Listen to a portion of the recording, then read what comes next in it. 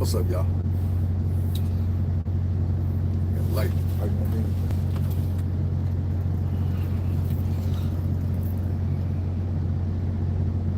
More time.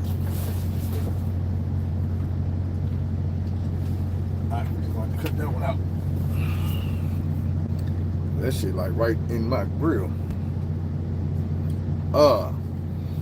Name of this video is money can't unlame a lame. We finna get into that. I'm gonna tell y'all another Wally story after this. So the other day I'm on YouTube and I'm looking for shit to watch. And I keep up with the politics because I am hoping and praying we as a people don't let this man slide in office again. That shit is scary to me because I actually pay attention to what be going on. What's up with it? I pay attention to politics, man. But behind the politics, I pay attention to people. I travel this country, all over this country. As we speak, I am in Alabama. I have seen Trump billboards, electric, meaning somebody spent $20,000, $30,000, $40,000 on this billboard for this man. And I'm like, man, you don't understand how many rich folks, how many well-off folks, how many straight folks will give their last dime to see this man back in office. And the reason being is because they have some magical hope that he will get rid of your ass, my ass, anybody ass who ain't. You feel me? They see the shit he do. And they can say the man ain't a racist individual if they want to. I call bullshit. I be like, look, man, we not gonna sit back and forget about the 80s and the 90s when he was making his employees write a red letter C on the application for the housing to let them know these were colored folks and not to approve them. We not gonna act like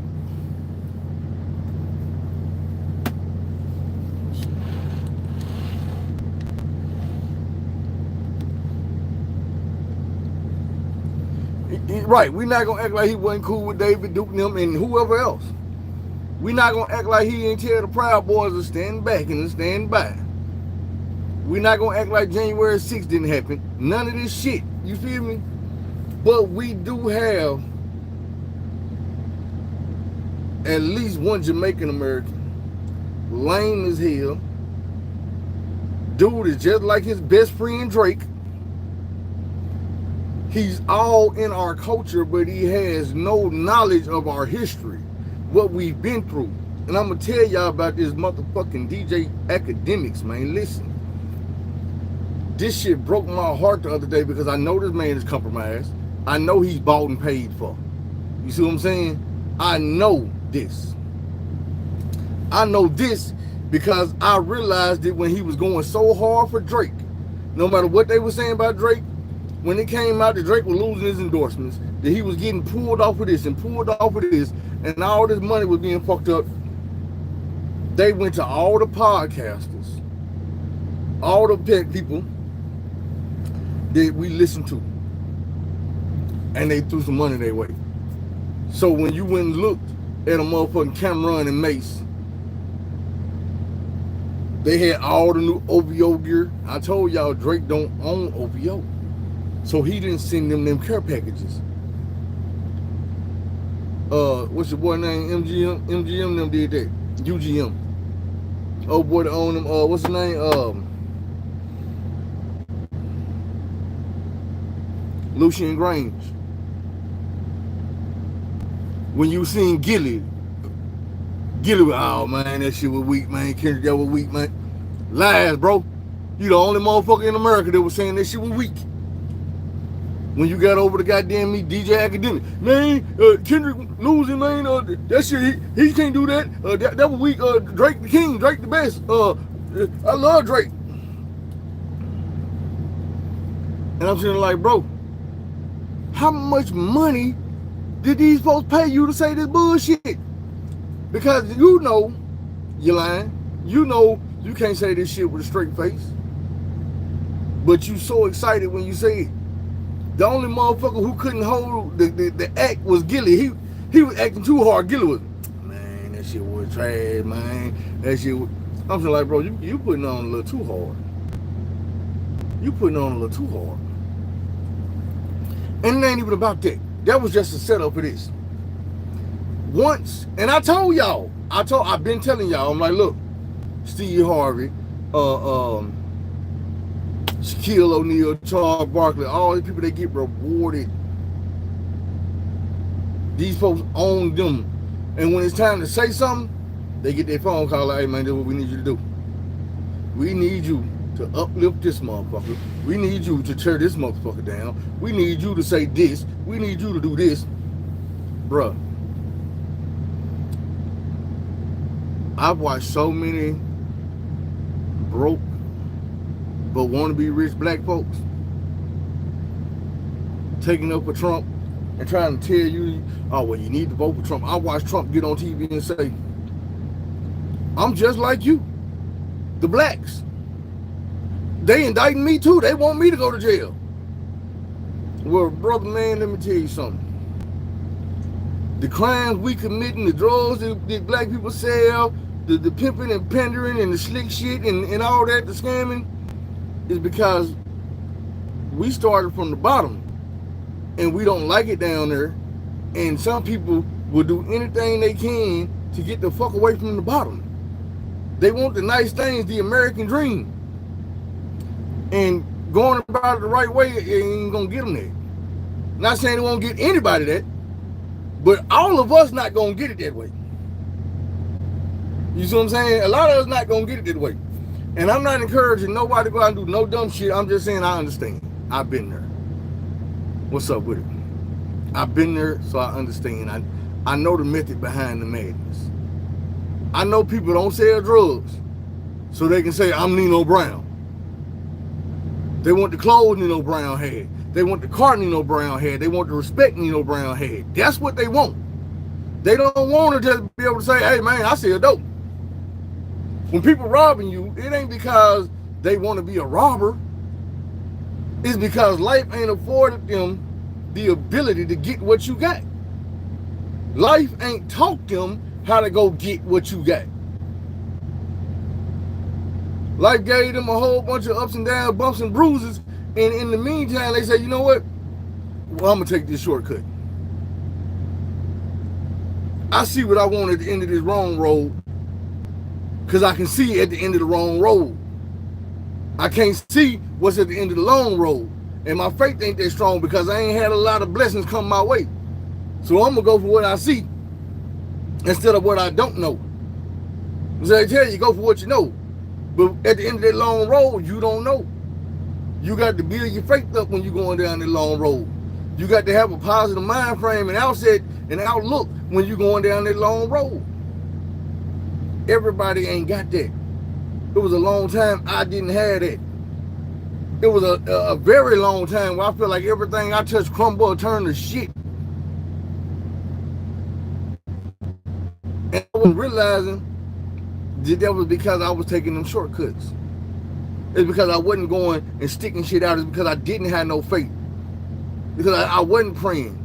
I was thinking I was going to be able to do it all on my own. And I never made it to this day. To this day, I never made it. Everything I got in this life, I can attribute to something else besides just me. Now, I had to put the work in. I had to come up with a plan. I had to work that plan. But if you think it wasn't no faith involved, if you think it wasn't no humbleness involved, swallowing some pride wasn't involved, you know what I'm saying?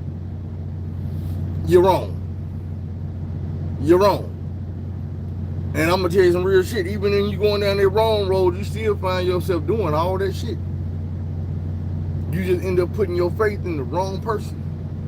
Cause I can't tell you how many times I was out here trying to sell something, and I had to put my faith in, hey, dude, for the show up with this work. I'm gonna get this to my homeboy, and he gonna bring this money back. You see what I'm saying? That's faith. It's just putting it in the wrong spot. Don't let me get too far off the subject. It's very easy to take some rappers from the hood and get them some money and tell them, hey, bro, everybody not gonna get the 400 million Drake got. But there's some dudes who ain't never had 40 bands. So you give them 50 and tell them, hey, bro, it's you. All I need you to do is slide down here to this Trump rally, come on stage, shake hands with Trump, tell everybody to vote for him. You got 50 bands. So the other day when Trump was in the Bronx, his people didn't show up. There was a very small crowd, and them interviewers was out there doing their job. So what did they do? They went to the parking lot. They started looking at license plates, and they realized that these license plates ain't from the city of New York. These people ain't from the Bronx. The Bronx ain't fucking with Trump. These license plates say Alabama, Texas, Pennsylvania, Virginia. Like, these are the MAGA loyalties that will follow this man anywhere they came. And that's why it's only like 800 people out here. 800? So then on stage walks a nigga named Chef G. And who was the other nigga? But it was two Crip rappers out of New York. And that's why I be looking at these niggas like, man, y'all so damn lame. You so money hungry. You been lying so long about being so up and having all this bread and doing all this shit that you will sell your soul and show up at a Trump rally and tell your people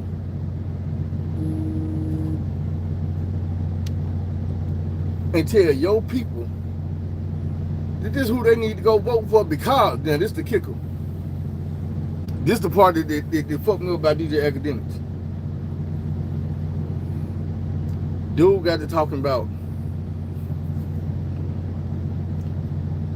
who y'all think really on your side?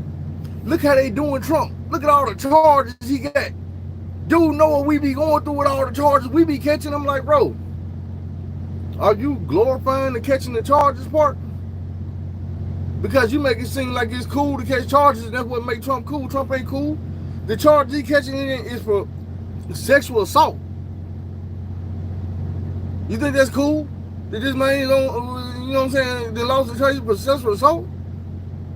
How about defrauding the government? Doing shit like putting that C on that goddamn thing and telling, hey, look, we're gonna get these loans, but you can't stay here. You know what I'm saying? That type of shit. Bro, it ain't because of he's struggling and he trying to get that American dream that they systemically keeping away from him. No, motherfucker, he one of the ones keeping away from you. He taking your money and giving it to the billionaires in the country that also don't give a damn about you. So when a motherfucker with influence like DJ Akademiks get online, he get to telling people, man, look how Trump was up there standing next to Chef G and them, man. Could you picture Biden saying, no, because Biden trying to keep his rep too clean. He ain't never been on trial. He don't want to stand next to no killers and no murderers. And I'm like, bro, motherfucker, I don't want to stand next to no killers and no murderers. I done had to before, but I don't want to. I remember Tupac saying, when the police come to the hood and they so scared of us and they pull us over and they got mace and they got tear gas and they got riot batons and they got the sidearm and they got the shotgun and they got the dogs and they got the barricades and they got the mask and they got the riot gear, all because they scared of us and the people that's living. He said, but bro, we don't have none of that shit and we have to live next door to these people. The same motherfucker you got all that shit for is my next door neighbor. That's who my mama walked past on her way to the store. That's who she got to walk around on her way to the mailbox. But you come through here with all that protection. and a radio for backup. We don't have none of that. So when you catch me with a knife or a gun, you automatically assume I'm the criminal. No, motherfucker, I live here. I want to make it out too. I want to make it back home tonight. That's why I'm like, dude, how did we go from that to a motherfucker online making it seem like it's cool to be the other motherfucker? The reason why the police in the hood with batons and tasers and guns and more guns and dogs and riot gear and back up. I might have thought that shit was cool when I was young, but I'm a grown ass man now.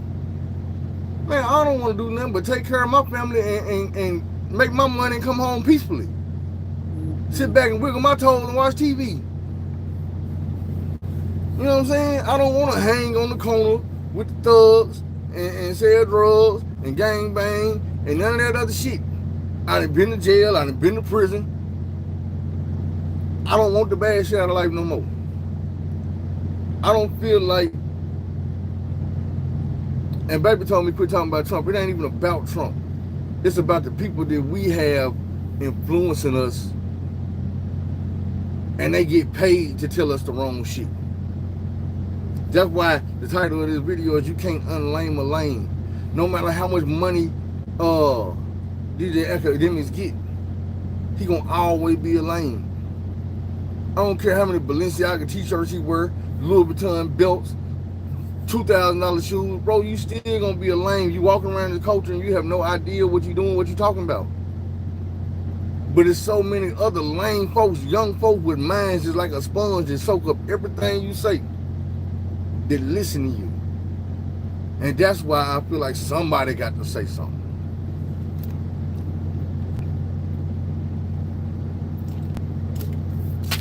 Because that's what I'm saying. But at the same time, you gotta look at it like this. DJ Akademiks ain't always been like that. Last week, you didn't hear dude promoting that man, telling you to vote for that man. He didn't say nothing about it. It wasn't even on his radar. You know when it hit his radar? Right around the time them sexual assault charges came back on him. See, he got the same charges dude got. That's why he want to make dude look cool so he don't have to look so bad. You see what I'm saying? I don't have none of them type of charges on my record. And I should never have none because I'm not that type of motherfucker. I don't get down. But dude got some, and all of a sudden he showing up and showing out for the motherfucker that got some. He throwing it out there. Maybe they came to him like, hey, bro, we'll help you get rid of them charges, man. If you make my boy look good over here, we'll take care of some of that. You know, we can do that. He get to throwing it out there. Y'all think Joe Biden would have pardoned Kodak Black? And I'm like, bro, be for real, man. Be for real. I've already exposed that part. Haitian or not. Like Jack boy say, boy, you ain't never been to Haiti. You screaming the biggest Z shit. How you the biggest Z? You ain't never been to Haiti. Ain't never trying to go. I'm gonna just keep it 100. I listen to your music. I like the music. But when I hear you talking about shit like about when I used to sell dope or when I used to do this, and I'm like, bro, when you was 9, 10, you was in the studio and you was rapping and you was singing and you was writing because you got talent out this world. And you was trying to be an actor. Remember the video I showed y'all? You like, hey, I can act too. Y'all didn't know that. And I told y'all, look how cute and innocent was. Look how he ain't had that Haitian accent that he be walking around portraying. Ain't no tattoos in your face. Boy, you was not slanging dope. You was not living in the projects. All of a sudden, 3 years later, you come back and use the dope dealer. You living in the projects and Project Baby. Man, get out of here with that shit, bro. You was being groomed, my nigga. From a very young child, you was being groomed to be Kodak Black. The dope dealer, the nigga who robbing folks, the biggest Z, the Haitian, all this. Cause you tell me, what year, what minute, what day was you gang banging? What year, what hour, what minute, what week Was you out here on the street selling dope? When was you running with the thugs, bro? You've been on since you was a child. You blew up around 14 years old. I got videos. I can pull this shit up right now. You wasn't out there selling dope. You wasn't running with the thugs. You wasn't doing none of that shit. You was going back and forth to the studio in Hollywood. California, my nigga, you from Florida. These folks had you way to fucking California auditioning for TV shows. You like Nick Cannon and R. Kelly and them, you write songs for artists we never would think you wrote them songs for. When you rap, I can't even roll in peace. Everybody know it's me. And then you go online and you hear people singing that song and you like, damn, that's Kodak shit? Nigga, this could have been a real R&B song. Right, because Kodak Black write real R&B songs, my nigga. Well, y'all think he be thugging and he be doing this? No. Y'all think that man be in prison? No. That man be hid out like he on goddamn Skull Island some damn where. Graveyard Day, Digger Island, whatever it is, mountain. It's mighty funny that when he was in prison, he was in confinement. They was jumping on him. Nobody could see him. Nobody was around him. I don't think the man was really in prison to be pardoned by Trump. I think that was just part of the legend. Something they just put out there and told us. Because from what we were, I remember hearing his mama couldn't even go see him in prison. Man couldn't even use the phone. Man couldn't even write a letter back from prison. That's what they said. I think the man was somewhere writing music. Was somewhere helping Beyonce get her album together. Because we know that the nigga done wrote songs for her too. Come on now. Bro, you don't have time to be this thug you think about. I'm trying to tell y'all and tell y'all so many times. When you see these people in the industry that are they really own, they've been doing this shit since a child. And when I say the industry, I don't just mean music and movies. I told y'all, when you go back and you look at how successful Michael Jackson was and you think about how old he was when he started this, when you think about how long LeBron James been on camera, been in your face, you think it's an accident that he is in the GOAT conversation with Michael Jordan? You knew who LeBron James was when he was 13 years old. The whole NBA knew who he was when he was 13 years old. I'm just saying, this shit don't be a fluke.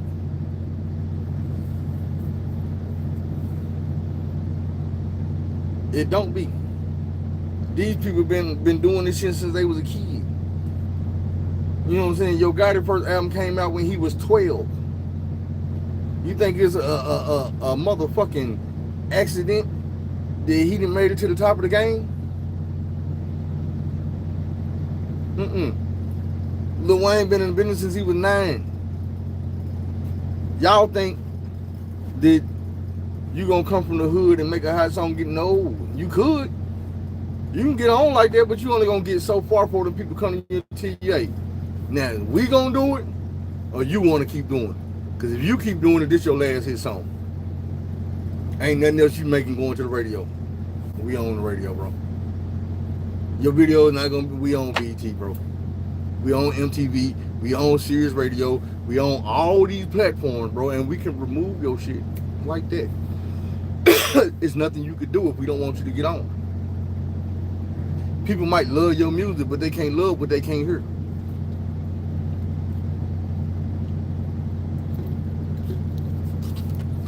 I'm gonna give y'all an example of a nigga who started his own movement and got big. And then with one switch, they cut his water off. Look at the baby. I remember when he was Big Baby Jesus. Then he was Baby Jesus. Then they just turned him to the baby. The man came off mixtapes and really got on in the game. He really turned himself into $100 million nigga. And when he got so big, and they came to him and told him whatever they told him, and he wasn't with it, the next week that nigga was off the charts. And I ain't talking about it in a good way. I'm talking about you don't hear that nigga music on the radio no more. It ain't that he can't rap no more. You don't see his videos all over the place no more. It ain't that he ain't got good funny ass videos that you want to watch no more. It's that they have the influence. They control the algorithm. Then they can upload a song right now. That don't ever mean you will hear it. If you ain't really tapped in where you searching for that shit, it's not gonna just pop up in your feed because they don't want it to. But trust me, if they wanted to, every video you watch, that video gonna be next. You is not gonna have to request it. As soon as you let a video play, whatever they want you to see gonna pop up next. That's how the algorithm works. He did disrespect the gays at the concert. But we all know that part of what they want right now is for the gay people to be front and center. They don't want you disrespecting that. They don't want you holding it back. They don't want you nothing negative about the gays.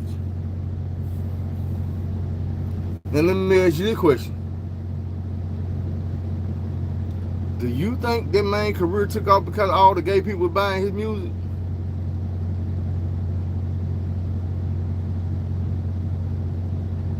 Because I'm going to tell you, I was one of the niggas who was listening to dude music before he got big. Like my homeboy was telling me, it's been a while. My homeboy in jail. Pretty little man. But he was like, man, I remember when you used to be listening to this nigga, man, and you used to always tell us, man, this nigga right here gonna blow up. This nigga right here gonna blow up. Now this nigga the biggest rapper in the world. I say, bro, because I got an ear for good music, bro. Dude had a hell of a flow. Dude had all type of content to rap about. He wasn't always rapping about jewelry and clothes and females. It was all type of shit. He wasn't afraid to step outside the box. And then he was a fun, animated type of rapper. In the mind of Nelly and Ludacris and some more people. But the thing about the baby that made it more real is, even though he was a fun rapper, he was all that shit that these fake gangster rappers rap about. You got to remember, dude being a fun rapper made people approach him. People approaching him got a lot of people knocked the fuck out by him. On camera, you play and you lay. Right there, pow, knock your ass out. And they were like, damn, man, that nigga got him and knock your ass out, yeah. Plenty of video where the baby was pow, knocking niggas ass out. Pow, knocking nigga ass out. Niggas try to rob him in Walmart, blah, blah, blah, lay a nigga ass down. You know how many gangster ass rappers that been robbed out here? Chain took, wallet took, car took. Ain't nan one of them, blah, blah, blah, blah, lay your ass down. But the right the next day or the next week, they'll be in the studio rapping about it, blah, blah, blah, lay you down, blah, blah, blah, lay you down.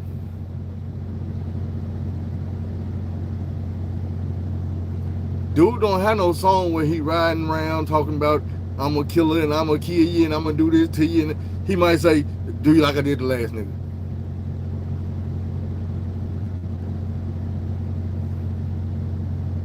And that's not every song, Gucci Mane. I tell you about this, Gucci Mane killed a nigga 30 years ago. He still rap about the same shit like he did it last week. Every video, every song, every album, he gonna talk about that same murder. I'm like, bro, quit clout chasing off some shit you did on an accident. Tell the world the truth. That you was messing with a stripper that set you up. You came to her house to have sex with her, and 5, 6 of your ops ran in. Bro, I'm from the hood. When shit like that happen, it's a setup. Be for real, my nigga. You was fucking with Gucci Mane, y'all were like this. Bricks. Bricks. All white bricks. White tan bricks. All, come on now. That was your guy. Y'all was making money together. That same stripper that set you up went behind your back and fucked that man. You fuck Jeezy too. Then some more niggas, and you beef with all them niggas that fuck with that broad. And then you went to prison and left that broad your money and came back home and married her. Come on, be for real, man.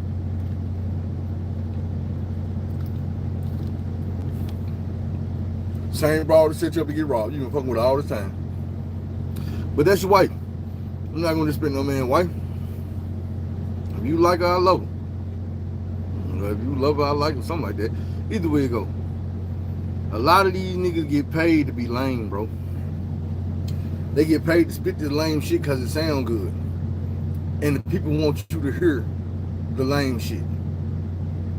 They not gonna put no money behind no niggas gonna tell you nothing real. They not gonna put no niggas gonna tell you something real in the algorithm. They gonna put the motherfuckers they can control.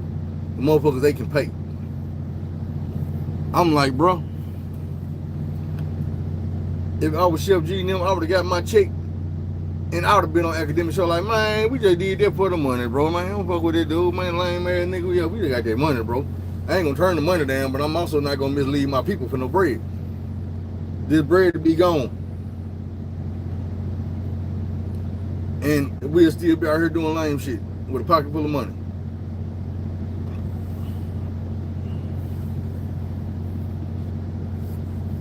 You know what I'm saying? A bunch of lame niggas will make a real nigga look bad. It's like prison politics. Once everybody go to one side and you the last motherfucker standing on this side, you look silly. I was telling baby today, I said, baby, motherfuckers say they tired of these rappers doing this and that. They need to be rapping about building schools. I said, why? LeBron wouldn't build the school, everybody hating for it.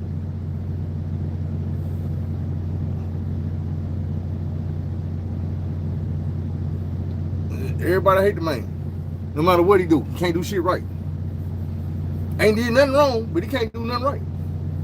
Because motherfuckers don't always agree with what's right. When you the only man doing something right, they gonna look at it like it's wrong. You shouldn't be doing it. You're a billionaire, you should be gambling. You should be cross seas, sleeping with 100 bitches, spending all your money on houses and cars, and you know what I'm saying, stealing shit. Why is you trying to teach your kids how to make money and how to leverage their name? Nigga, because they got the name to do it with. If my son's name was Brad Stevenson and nobody gave a fuck about him, then no, I wouldn't give a damn about teaching him how to leverage his name. But that nigga name is LeBron James Jr. Nigga, it's only one of you. And that name right now can get you some millions. Get your millions. You don't gotta sell your soul. You can leverage your name and keep your soul and still be a millionaire at the end of the day. Do it. If that's how you gonna get to the NBA, guess what? Do it. You know how many kids dream of making it to the NBA? Ain't put half the work in you put in. You ain't do what you gotta do. Baby was saying today, she was like, they trying to get Bronny to Boston. And I'm like, yo, because they want his daddy. Every team do. I don't care how much shit they talk about him. That's what a lot of fans don't realize. These people that talk shit about LeBron, these teams that talk shit about LeBron, as soon as they find out that they might have a chance at playing with him, oh, all that shit talking going out the window. Man, you know, I was just jealous. I was just talking shit. But you got fans don't realize that. I told baby, I said, I've never met a person that was hating on LeBron, and when I asked them why, they didn't tell me because he be flopping. I said, you ever realize this man 6'8", 280 pounds. Referees look at him like, nigga, you ain't got foul. So he got to oversell the foul to get the foul.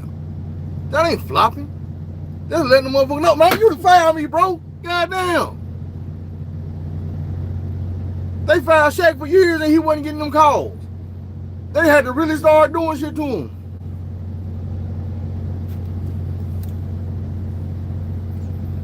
Me talking about this LeBron shit, really giving baby a shout out because I know she watching me and she hating.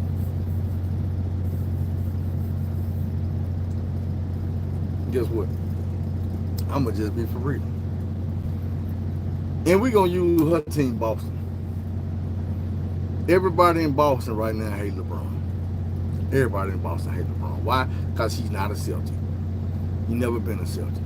But I can guarantee you right now, if they brought that man to Boston, and he put that green jersey on, not a person in the fan club. I'll be like, man, why we got this bitch ass nigga? I don't want this nigga on the team, man. Like, be for real. Be for real. Name me a team LeBron played for, he ain't win him a championship.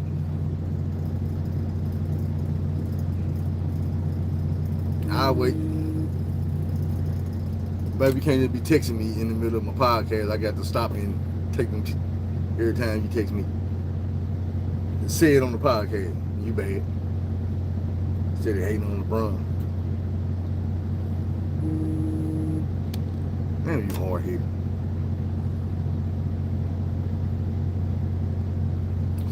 It wasn't LeBron by itself. LeBron just the common denominator. You see what I'm saying? LeBron just the common denominator. Be for real. They talking about Wade. Boy, I saw that coming a mile away. You do know I've actually broke this shit down before, right? Bro, Wade is not just as good at all. Never has been. Wade won one ring without LeBron. He had Shaq, Christian Laettner, Alonzo Mourning. Do you know who them three people is? Shaq was number 1 in the draft. That same draft, Alonzo Mourning was number 2 in the draft. That same draft, Christian Laettner was number 3 in that draft. 1, 2, and 3 in the draft. You number 4 in the draft. All y'all on the same team, and you win a ring. Number 4 don't get to be the greatest player. Man, get out of here with that. And then 1, 2, and 3 is all 7 feet plus. Man, come on now. That's the thing about basketball y'all be wanting to forget. Y'all will pick out that one person and be like, it's him. Now you want to say Anthony Davis better than LeBron. Let me ask you this. What has Anthony Davis ever done without LeBron? I'll wait. How many finals? I'll wait. How many players of the year? I'll wait. Bruh, the man got LeBron right now and can barely play. I ain't saying he ain't good, because he a damn good player. But without LeBron motivating his ass, putting his foot up his ass, Anthony Davis wouldn't be shit, bro. Mediocre at best, because he don't have his own, he not self-motivated, bro. He's not self-motivated. That man is not self-motivated.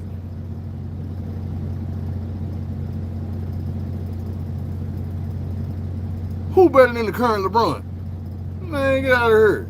And you talking about a 40-year-old man that's still dropping 30s on niggas, still dropping 40s on niggas, still leading the team with Anthony Davis on it. You see what I'm saying? That's what I be trying to tell people. When LeBron James be in the finals and they be winning, it's because he be the lead scorer, he be leading in assists, he be leading in rebounds, he be leading in steals, he be leading in blocks.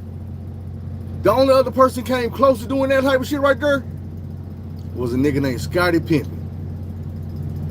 He led in everything except for points. In every finals, him and MJ won. Every time.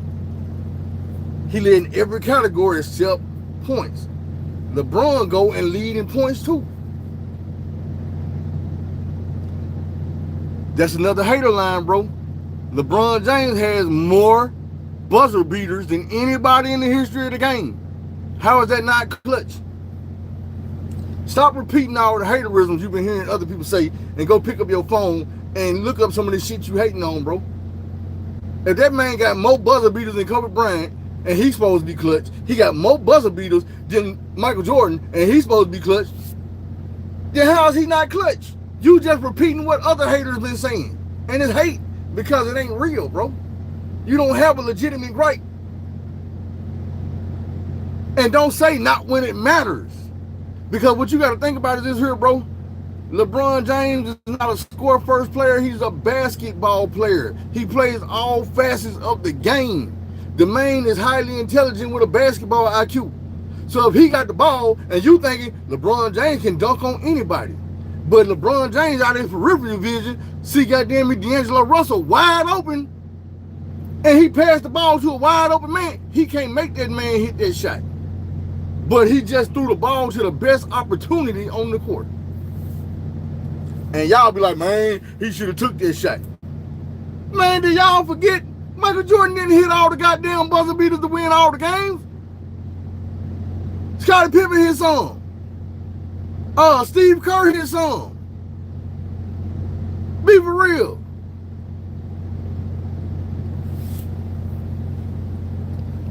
Thing is, D-Lo will airball, but how many times in that same game will LeBron pass that man the ball, he number net? That man can't tell you, man, you finna crumble under the light if I give you this ball, because that's your teammate. He believed in him. He do the same thing. That's why I tell people had always had the problem of comparing LeBron James to Michael Jordan when you should have been comparing the nigga to Scottie Pippen. Same size, same game. Only thing was, the only person, hear me out, the only person LeBron James could have had, like what Scottie Pippen had, would have been motherfucking Kobe Bryant.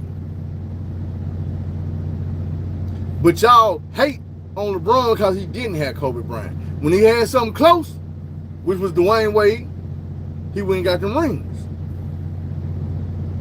You can say, goddamn me, did Kobe Bryant, man, Kobe Bryant had Shaquille O'Neal. What y'all call the most dominant big man that ever played the game. Couldn't stop him. And even they didn't win every damn year. How in the fuck is Shaq 397 pounds, 10 feet 12, and you, boy, you should be averaging 40, 50 points a game. Ain't no damn way you sitting there averaging less than 30 points a game. What the hell? You big lazy motherfucker. But this ain't about basketball. Y'all maybe tell my baby stop texting me because she started hating on LeBron. I already knew that was gonna happen. That's why I started talking about LeBron. I already knew that. Anyway, let's talk about this first body I seen, man. Me and Wally. Rest in peace, Wally, man. Well, let's tie all the stories in together. I was telling y'all yesterday about Chauncey out of McAllen, my sister boyfriend. So one day, I don't know if he didn't know I was how deep I was in these streets. I was young. But some type of way, me and dude was around each other. I was in the car with dude. And yeah, it took me to my mama's house, dropped me off at my mama's house. And he was standing in front. And he was like, man, I need to get me a couple pounds, man. I need to get a couple pounds to go back to the hood and get a couple pounds. I'm like, shit, like, man, I'm trying to find somebody with the right numbers. They be tripping right now. The numbers up too high. I'm like, shit, I can get you a couple goddamn me some good shit, nigga, about 700-800. He was like, for real? I'm like, hell, you need 2 or 3 of them? He was like, shit, I need about 2 of them. I'm like, bet. Give me a minute. So he took me to my mama's house. I shoot up in the house. I call Wally. Hey, Femo. Yeah, your boy still got them P for the 7? Yeah, I need 2 of them for the 8. Yeah, 16. Yeah, give me a minute. We be through there. So he called his boy and he like, it's all gravy. I run outside to find Chauncey. He's supposed to be sitting out in the car in front of the house. Man, this nigga ain't here no more. My naive ass, I ain't put it together. Man, this nigga just stunned in front. He probably got the money, but he don't want no goddamn pounds, man. He just be fronting and shit. Trying to press a young nigga, but he don't know. Nigga, I'll make some shit happen right quick. What's the middleman? Could get the Ela too. So, what's up, Twinkie? Been a minute. So I'm like, man, mama, shoot me back to McAllen right quick. I'm like, well, I said, man, I got to go holler at Chauncey, man. I'm trying to have some business. She's like, all right, give me a minute. I'm like, nah, man, I really kind of need to get that now. We handle this business. So he's like, all right. She shoot me to McAllen. We get out here. I pull up right there in the hood, in the spot where everybody hang out when they ain't, you know what I'm saying, doing what they do. See the nigga car. See, mom, yeah, drop me off over here. I jump out the car. Nigga, what's up, bro? Dude, waiting on us. Let's go. He like, oh, shit. Yeah, man, I had got a call, man. I'm straight. I don't even need them no more. You don't need them no more. That's why you left me at the crib without saying you was gone or you was straight or none of that. You really didn't think I was going to come back out with the playmate. So I'm like, man, well, shoot me to my cousin's house, bro. He over here on Pike, off Pike on Short 17. I go over there. It's just me and Wally. I'm really trying to get over here so I can explain to Wally, man, this the nigga who set the play up on the bowl and don't really want the 2 P's. Now we got to explain to the nigga who's sitting out here with the P's, cause Wally the middleman some shit like I was middleman some shit. But the whole thing is our middleman shit work. So it's a nigga sitting out here with some P's waiting on us to pull up on the block with 16. Man, I'm a 16-year-old pull up on the block. Hey, bro, hey, we straight, bro. And I say this was, I ain't gonna say this was the first body I seen, but the first person I seen become a body. And nah, it wasn't Chauncey. When he got over there, man, we straightened all that shit out, let dude know wasn't nothing happening. And then I just didn't want to fuck with dude no more. So I'm like, man, just leave me up at my cousin's house. So I stayed over there. And I'm gonna tell you,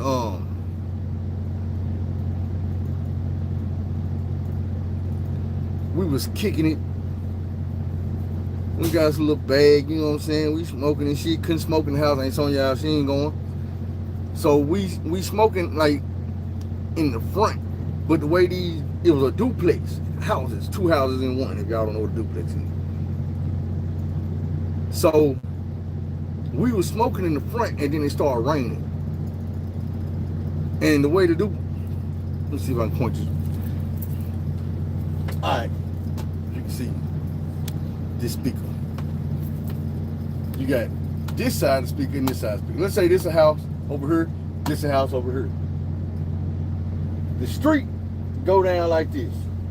And we on the corner. So when you get to this side of the house, it's on the corner. And this one is not on the corner. But it's the same house, just this side and that side. We standing on this side.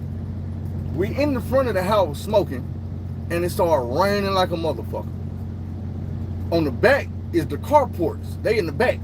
So we decided we're going to go around to the back and smoke back there. Now, in the backyard, it ain't that big.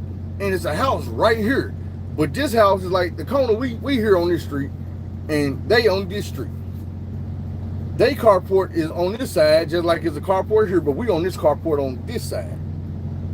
We back here smoking. It's dark as hell. It's raining, so I don't know if they can see us. We ain't being loud. We just smoking, passing the blunt, smoking, passing the blunt.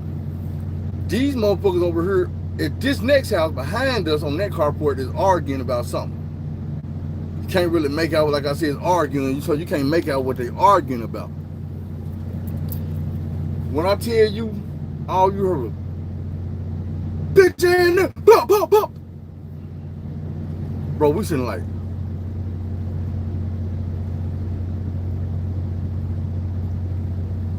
boy, they didn't, buddy got dropped right there on the carport. I'm with all this gone. Right there on the carport. And even though we can't see every little detail, we can see that one of them dudes ain't there no more. He there, but he ain't there no more. And the nigga who is like, I don't know if they both lived there, but the dude that did the shit didn't run. He went back in the house like everything was all cool. We ran around the side of the house and back in the front. Still had the blunt going. We in there, ain't Sonya jump up out the room. What Lee feel what's going on up? Like, ain't Sonya, mama, the motherfucking nigga behind us just killed the motherfucker. He just killed dude. Like, what? Like, hell yeah. I promise. I said, damn. I had seen some dead bodies before, like, I'm talking about motherfucking Boys in the Hood style, where I done told y'all these stories. The one I was walking to school and dude was back there in the van at the Volkswagen place. The one with dude laid over in the ditch on the way walking to school and shit. Man, but that's my first time seeing a person get unalive right there in my face. Like, man. I done been places where people got knocked off after that, where it could have been me, because somebody came through busting. I'm still, man, look, I don't know when. Maybe next time I'm back at home, I'm going to tell y'all this story about, this is a good story too, man. I want to tell y'all now, but I want to be in the hood and walking around when I tell y'all this story, so I can take y'all to my old house and I can show y'all the bullet holes all in the house, because they still there. I see these holes in this house every time I'm in the hood when I ride through there. My boy DJ still stay right there, that's my little bro. He stay down the street on the other corner, but I wanna be there when I tell y'all this story. But maybe I could just tell y'all the story one day and then I just show it to you one day and be like, yeah, this, remember when I was telling y'all this story? This is my house. But there were people living in the house, because I wanted to go knock on the door and ask them for permission. Hey man, look, I'm a YouTuber and I'm gonna tell the story about what saying, what was going on in the neighborhood and when the house got shot up, and I wanted to show them the bullet holes. And these folks, the bullet holes, yeah man, you don't know all these holes on the side, nigga, them bullet holes, bro. You might well come on outside and listen to the story while I tell them. But last time I rode by there, I think the folks had moved out the house, so I don't know, man. I might tell y'all a story the next time we online. Right. Nah, I ain't never find out why he did it. I don't think we really cared why he did it. We were just tripping on the fact that we seen it. Shit, I know.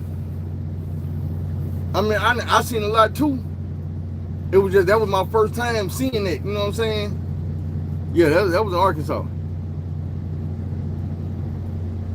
That's just like shit on the, you talking about a wild story? Man, this story about all these bullet holes in my house is a wild ass story. Ain't nobody get unalive that night. My homeboy took one to the face, but he made a miraculous recovery. We honestly, we thought we could lose him that night. And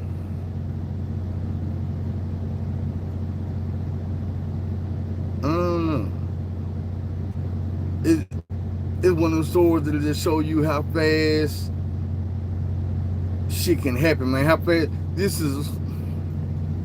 I'm really fighting not to tell y'all this story right now. But trust me, it's one of these stories I'm gonna fuck around and tell you, just not tonight. It's a story to show you how fast you can get caught up with some bullshit when you was on your best behavior, had all the best intentions, and one wrong step and you caught up in some bullshit that you could lose your life in. Because it's like, it's sad to say, I could still lose my life behind this day because I don't know who the dudes was. I know their names, but I don't know their face. If I seen them dudes, they could recognize me and I don't recognize them. You see what I'm saying? They real cool with DJ and I still don't know them.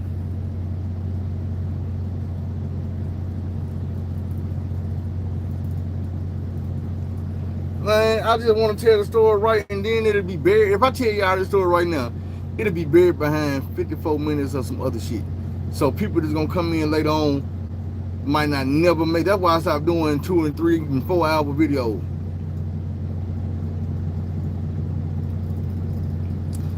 Man, and that's the thing about it. This ain't even like, these was people I fucked with and people I knew. But these wasn't even the people I walked down the street to go fuck with. I just look. I'm gonna tell y'all this much. I was going to go fuck with an old school nigga on some righteous shit. When I say old school, I'm talking about a nigga in his 60s.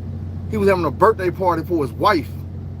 And he invited me the day before. He was like, bro, when you get out of work tomorrow, if you ain't doing nothing, man, I'm gonna throw a party for my wife, man. We just gonna be chilling, man. You know what I'm saying? Might be drinking a little bit and smoking a little bit of that weed y'all be having. Man, you welcome to come down and get you some barbecue or something, man. You know we gonna have some food and shit. You get out of work, man, you ain't got nothing to do. You welcome to come down here and chill with us. I'm like, all right, man. If I ain't doing nothing, I come down here and fuck with your old school. I like fucking with old folks. So them was my intentions right there. I got off work and I walked down the street. 3 houses down from my house. The party was going on. They was outside partying. I could hear the music from the driveway when I pulled up.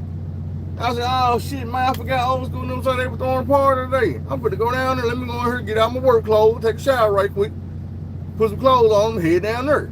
That's what I did. I had no intentions on no type of bullshit. When I'm walking down the street, it's cars lined up and down the street. So all these cars is lined up and down both sides of the street are at his party. So I'm walking in the middle of the street. It's a car behind me, a white Mustang, and they coming slow behind me, but this is my street. It's a short street. I know everybody on the street. I know every car. You got to be somebody that's either just sliding down the block, because people love to hit this block, because it's popular. There's some popular people on this block. Me being one of them. But I don't know y'all. So as I'm walking down my block, to the same party you going to probably, I'm not going to jump out the way or slide in between no cars so you can pass by. You know who I am? I'm Big Phil. So I'm walking down the middle of the street, they creeping slowly behind me. They ain't had no attitude, didn't beep no horns or, man, get your ass out the way, none of that shit. I'm 3 houses down the street, I pull off, they kept on going. They go a couple houses down, they pull over. I'm in old school house. I'm not gonna tell y'all the whole story, so don't get excited. I'm in old school house, and by the time I'm getting there and I'm in the driveway, I notice there's 2 niggas outside, 2 old school niggas, probably about in their 40s or 50s, late 40s, early 50s, something like that, and they drunker than a skunk. They arguing, they get to fighting. Since I don't know these niggas, I feel like, you know what? I'm gonna just push on to the next house, my other homeboy house. I see him sitting in the car. So I'm gonna fuck with him until they get done fighting and get that shit under control. Then I'm gonna slide back over with old school now. We're gonna end the story right there.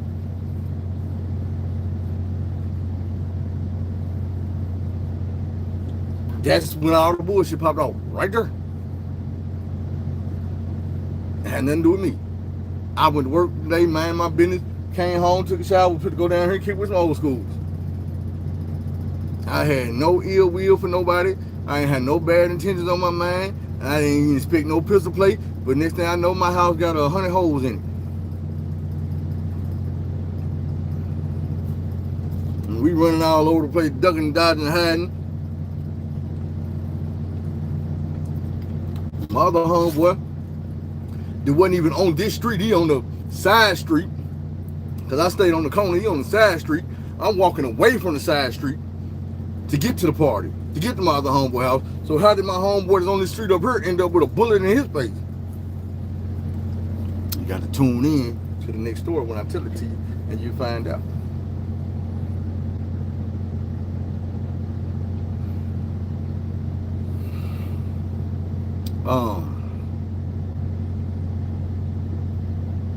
If anybody who watching this on the replay, she say, did you get bad feelings about situation and you ignore it and shit pop off?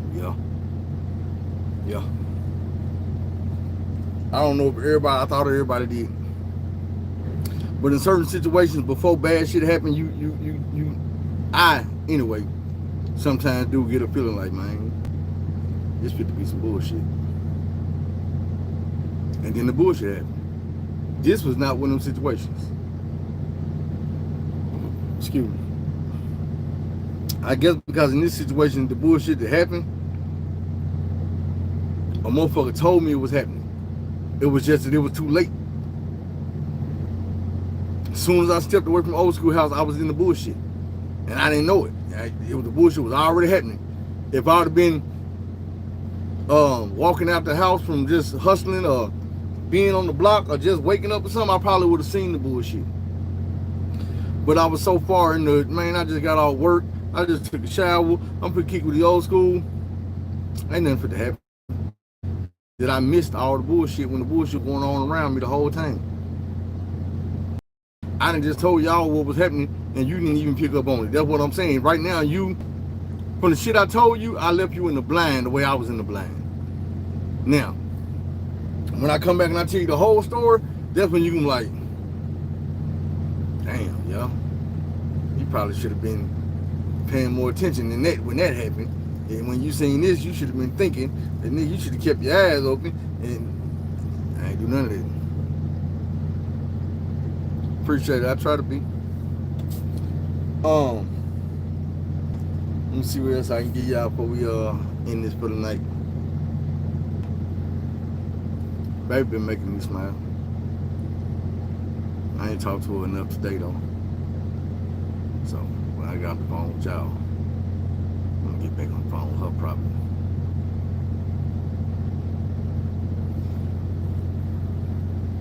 Yo, I wasn't too young. I wasn't too old. I just wasn't in the mind frame of no bullshit that day. That's all. I was relaxed. I wasn't thinking about, you know what I'm saying? It's like sometimes when you start doing the right shit in life, you start overlooking the wrong shit. Shit, right now ain't there. Besides, shit, boy, that motherfucker still light skinned as hell, blue eyed. Me and old girl don't be talking like that. I told y'all, look, man, I'm gonna let her and her husband and do whatever they do, work they life out.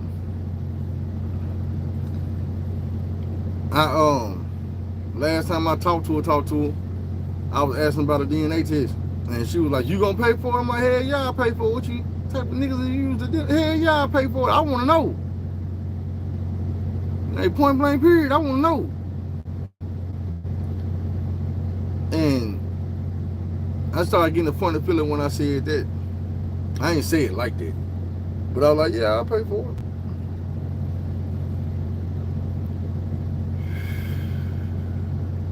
We ain't really had no serious conversations then. She just said hi a couple times, just checking on you. Other than that, I really be getting it. You know how my mind works. So I'm gonna tell y'all, man. I woke up one day and I was thinking, and I said, hold on. This motherfucker told me, even if this is my baby and her husband find out, he not gonna leave her. And I'm like, how in the world would a woman be so sure that her husband not gonna leave if she come home and say this another man baby? And I've been thinking, I'm like, they've been married all this time and ain't had no baby. What if she know he not gonna leave because he know that she was just using Phil for a baby? Because they can't have none. And now that she got the baby, she want to start acting funny with Phil, like, nigga, my husband ain't leaving because we wanted a baby. We just needed you to give us one. I hate to think like that, but you can't put nothing past people these days.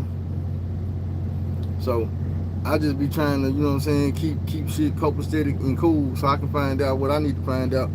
And then once I find out what I need to find out, I will handle my business accordingly. If it's mine, then I'm going to take care of them. If it ain't mine, then I'm just going to leave that whole situation alone.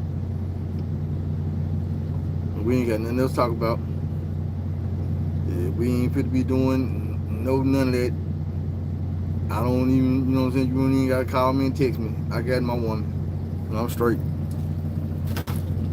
Let your husband have his woman. And let you keep cheating on him, but it won't be with me.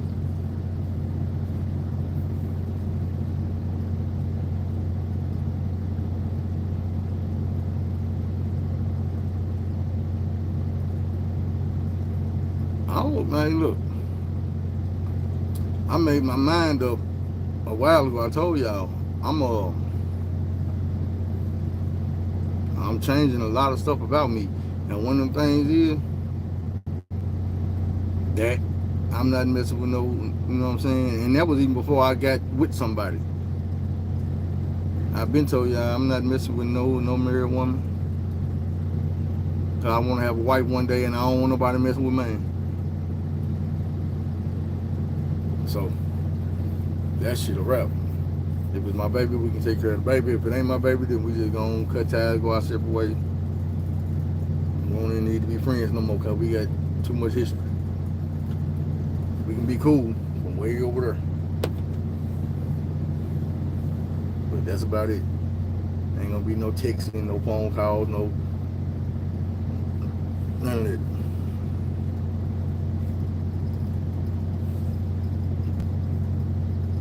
Like I told y'all, you know, it's hard to go get a wife when you mess with somebody else's wife.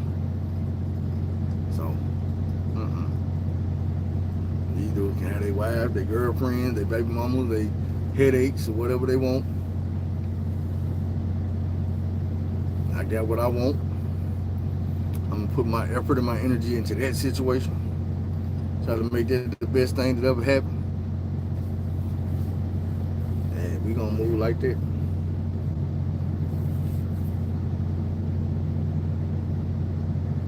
Shit, for real. Like I said yesterday,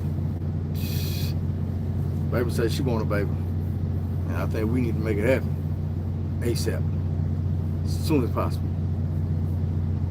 Before we end up being grandparents instead of parents with our old ass.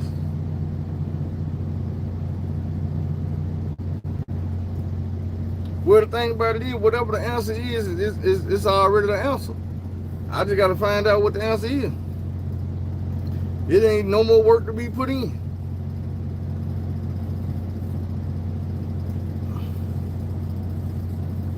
But, like I said, I was just home for like 2 weeks. I got a bag this big of shit that I bought with this baby. As far as I know, that shit is still sitting on the couch. Before I even came home, it was sitting on the couch for 2 weeks. I told her, I'm like, hey man, I got a bag of stuff for the... Man, look, by the time dude get this stuff, he ain't gonna be able to fit it no more. She ain't making no effort.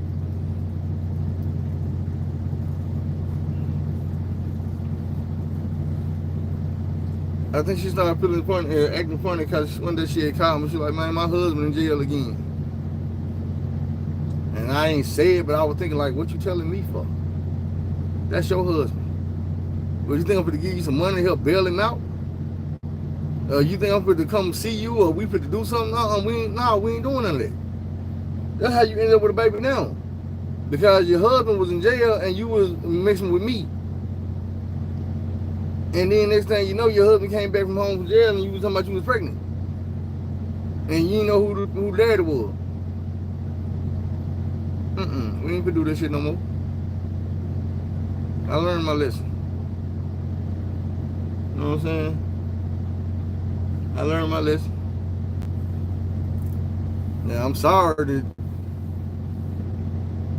this dude that you married to won't stop going to jail. You know, the nigga own businesses and all this shit, but he won't stop going to jail, won't quit doing stupid shit.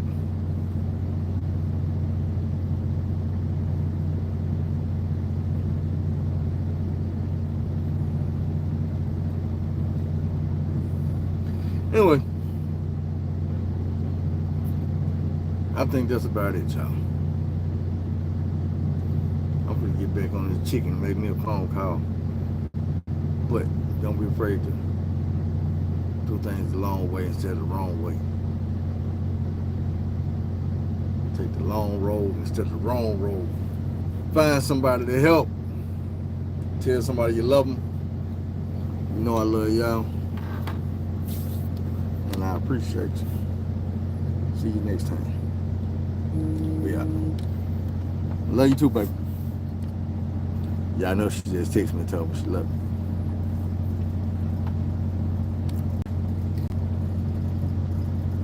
For real.